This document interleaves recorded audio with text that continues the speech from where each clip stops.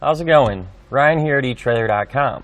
Today on our 2020 Chevrolet Colorado, we're going to be taking a look at and showing you how to install the CURT Spectrum Trailer Brake Controller. Now the main thing that really separates this brake controller from many of the traditional style brake controllers like this is a couple of things. One, it's going to be really small, and two, you're going to be able to pretty much mount this anywhere that you want. And on a lot of today's newer modern vehicles, that dash space is really limited and can be really challenging to find a good spot to mount a brake controller like this. It's out of the way, but yet still easy to use. Now there are other brake controllers that are similar in design to this one, and most of our customers specifically kind of compare this one to the Redarc. Now I personally like this one a little bit better than the Redarc, and that's because behind our knob here, there's going to be nothing behind it. As compared to the Redarc, behind the knob, there's going to be a connector that comes out quite a ways. So you're still somewhat limited on where you could mount that Redarc because you're going to have room behind the panel for that connector to fit. And if you choose not to, this one doesn't require any drilling or anything like that. Now in our case, where we mounted it, we did drill one small hole to run our wire through. But if you chose to mount this a little further down, or if you want to see a wire coming, all you'd have to do is stick this to the dash. And another thing that makes this really easy to use is the fact that it has automatic leveling. So what that means, as soon as you plug into a trailer, this is going to automatically calibrate. You're not going to have to scroll through settings or go through the menu and select which trailer that you want. It's just going to do it for you. So the brake controller is going to work with trailers for up to 1 to 4 axles, and it's also going to be proportional. So what proportional means is the trailer brakes are going to apply at the same rate as how hard you apply the brakes inside the truck. And that's just going to provide us with a smooth and predictable stop. So the knob is going to have multiple modes as well as indicators that'll let us make some changes and let us know kind of what's going on. So for example, whenever you hook up to your trailer, it'll flash green, letting us know that the connection has been made. And once it's done flashing green, that also lets us know that it's been calibrated. And then whenever we disconnect from our trailer, it'll flash blue, letting us know that we're unplugged. We're also going to have a few different settings. If we turn our knob, you'll see the LEDs go green to orange to red, and that's going to be the output control. Now what that does is determine the maximum amount of power that's going to be available to the trailer brakes whenever we're braking. Now if you push a button down and hold it, that's going to be the manual override. So if you want to apply the trailer brakes manually, say in the event of a sway situation, you'd simply hold that down. Now that can be adjusted by holding it down and turning the knob, and that'll control how hard the brakes will be applied. Now if you push your button again, we will get some blue lights that turn to purple and then red. Now that's going to be able to control the sensitivity, and that's going to adjust how aggressive the trailer brakes are applied. Now if you push it again, it'll then be white, and what that's going to do is to allow you to adjust the brightness. So here it's on full power. You'd probably use this setting whenever it's sunny outside, so you can see a little bit better. And then at nighttime, you could always turn it down if that light's kind of bothering you. So overall, really simple, easy to use brake controller. It allows us just to hook up to our trailer and more or less be ready to hit the road since it automatically adjusts. But it's still going to give you that capability to fine-tune it a little bit if you want to. And since it is so compact, it's going to help keep that nice, clean factory look inside of our truck. We're not going to have to worry about the traditional style one that's big and bulky, taking up space, banging our knee on it. Now as far as the installation goes, there's just going to be a handful of wires that we have to hook up, and it's really straightforward. You should have no problem doing it at home, in the driveway, or even your garage. Speaking of which, let's go ahead and put this on together now. It's To begin our installation, we're going to need to first locate our factory brake controller wiring. So we're over here on the driver's side in the front seat, and the brake controller wiring should be right here in this location underneath this little threshold. So we'll go ahead and pop that off, and to do that what you can do is kind of grab the end of it here and just pull it up and just work it up. And it'll pop off and we can just set it off to the side. So if you follow some wiring up right here, so with that panel out of the way, now we can see our factory brake controller wires. They're going to be just right here by our emergency brake pedal. There's going to be 4 of them. They're going to have some heat shrink on the end, and they're also going to be taped to this thicker wiring harness. So what I'm going to do is just cut that tape off. We're able to kind of pull them wires further out, give us a little more room to work. Now, something I do just want to point out, if your truck doesn't have these factory brake controller wires, you are going to need to pick up an ETBC7 to get your install completed. However, chances are pretty good yours will have these, as most of them on the road, at least in my experience, do. Now, I went ahead and tested our wires here to make sure we know how each one functions. The black wire, that's going to be the ground. The red wire, it's going to have a little green stripe on it. That's actually going to be our 12-volt power. The blue wire, that's going to be the output, the brake controller. And then the white wire that has a thin blue stripe on it, that's going to be our brake signal. So now what we can do is cut this heat shrink off and get these prepared. That way we're able to hook up our adapter. So just kind of trim off that heat shrink, a pair of snips. Then we can come back with a pair of wire strippers to strip off some of this insulation to expose the wiring underneath.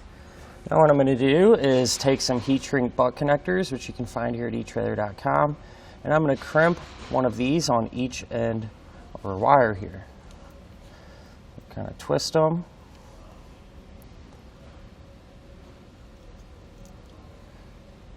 Slide that butt connector on and crimp it down. I'm going to repeat that same process for the 3 remaining wires. Now what we're going to do is take our wiring adapter for CURT brake controllers and get these wires hooked up to the factory ones. Now you might think naturally that you would just hook these up color for color, but that's actually not the case. So we'll run through which color goes to which wire right now, and we will start with the blue one from our CURT adapter. That's going to go to the factory blue one. So those will actually match up. And we'll grab the white one from our CURT adapter, and that's going to connect to the factory black wire. So those two will go together. We'll then grab the black wire from our CURT connector, and that's going to get connected to the factory red wire. And then we'll grab the red wire from our CURT adapter, and that's going to get connected to the factory white and blue wire. So these are going to get connected the same way that we put these butt connectors on. You'll just slide the wire in and crimp it down. And I'll do that same thing to get our remaining wires all hooked up. So here's what our wiring is going to look like once we have it connected. Now, since I used heat shrink butt connectors, what I'm going to do is come in with a heat gun and shrink those ends.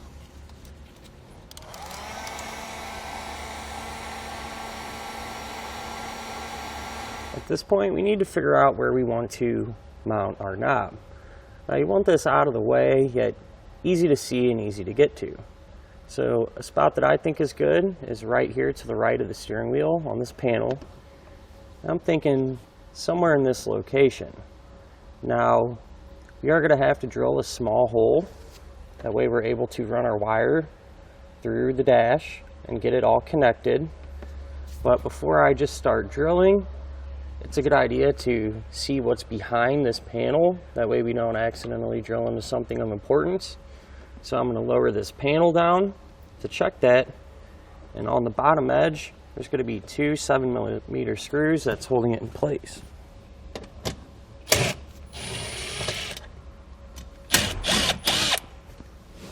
Once you have them screws out, what you can do is just kind of grab that panel and work it out. Now with it pulled back, there's nothing on the back side of the panel, and there's really nothing in the way here that we have to worry about. There's also going to be a gap here that I think would work pretty good to run our wires through. So I went ahead and marked the spot where we need to drill out a small hole. So I'm using a bit just a little bit bigger than the wire, that way we won't have any problem getting it pushed through.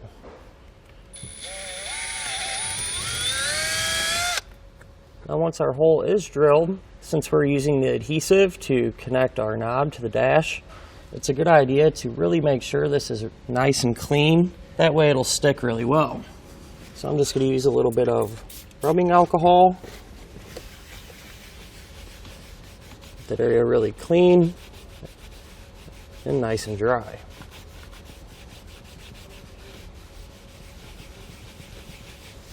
Now we can take the wires here at the end of our control knob.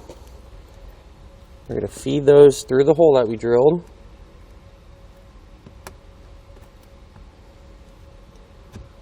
What I'm going to do before we actually mount our knob is run these wires down by our brake controller adapter harness, down along through the dash here, and I'll do that and show you the path that I took to get there. So here's how I ran the wire. Comes out of the back of the knob and through this little opening here behind our panel, and if you push it through there, that'll actually allow it to kind of start to drop down here underneath the dashboard. So here's where our wiring comes down underneath the dash, and I kind of just ran it along, ending right here, where it'll be nice and easy to get everything hooked up. For the time being, we're not going to worry about completely securing our knob just yet. What we're going to focus on doing now is hooking up these wire ends to our plug connector. Now the way you're going to do this is take the wire and simply push them into those corresponding slots to get them all hooked up. So the one that we're going to do first is this white wire, and that's going to go into slot 2. So more or less, we're not going to be using the very end slots on each side. So we'll take the white wire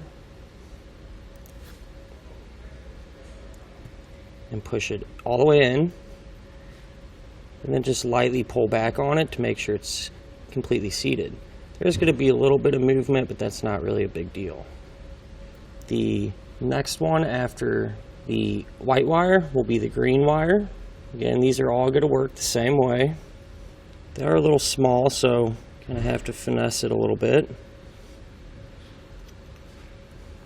Get that plugged in. Now moving on from the green wire in that same direction that we're going, we're then going to plug in the brown wire. After that, the blue wire. Following that will be the black wire.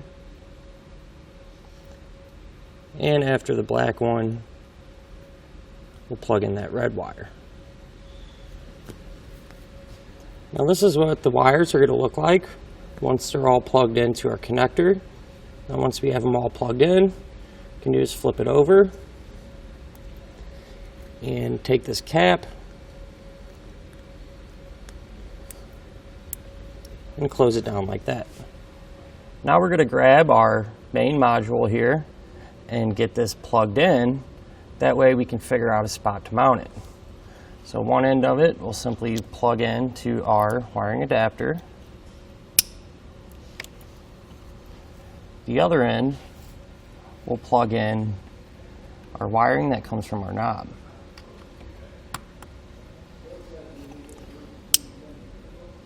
Now at this point, you can look underneath the dash or somewhere out of the way that we're able to secure our module box. So here's where I mounted our module box, and I did that using the included two-sided tape as well as a zip tie. Now from there, I just took all of our extra wiring that we had and kind of tucked it off to the side and secured it to help clean up our install look. Now at this point, we can go ahead and resecure our dash panel. And then we can go ahead and put back in place our threshold here.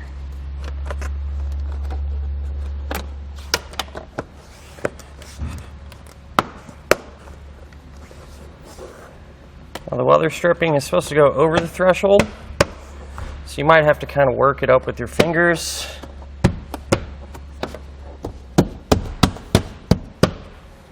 Now at this point, we can secure our knob to the dashboard. So we'll take the included two-sided sticky tape, peel one side back, put it in the center there, make sure it's pushed down, peel that other side off, and simply we'll just line it up how we want it, nice and straight, and push down to get it stuck to the dashboard.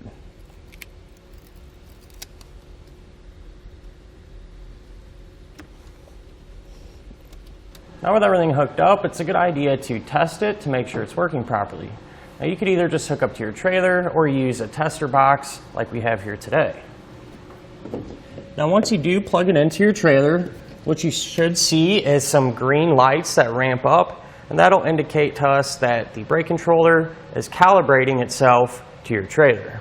Just to verify that this is sending a brake signal back to our trailer, what I'll do is manually override it and apply the brakes. So to do that, you'll simply just push down and hold the center button. As you can see it lighting up, we now have power to our brakes. And that'll finish up our look at and our installation of the CURT Spectrum Trailer Brake Controller on our 2020 Chevrolet Colorado.